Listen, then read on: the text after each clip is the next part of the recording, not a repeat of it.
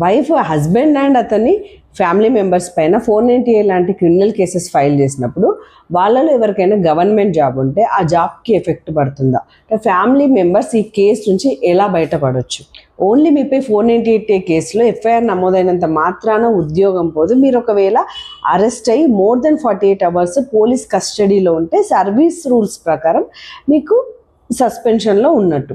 So చాలా కేసెస్లో parents, sisters, brothers, relatives అందరినీ కూడా కామన్గా అలిగేషన్స్లో ఇంక్లూడ్ చేస్తారు.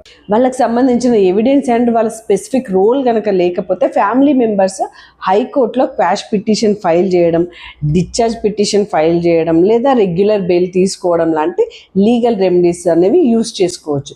ప్రతి కేసు కూడా ఫ్యాక్ట్స్ బట్టి రెమెడీ అనేది మారుతూ ఉంది. చాలా కేసుల్లో ఫ్యామిలీ డిస్ప్యూట్స్ అనేవి పర్సనల్ కాబట్టి గవర్నమెంట్ వెంటనే జాబ్స్ నుంచి తీసేది వాళ్ళని. చట్టపరంగా సరైన ఎవిడెన్స్ లేకపోతే మీ కేసు కూడా కొట్టివేయబడుతుంది.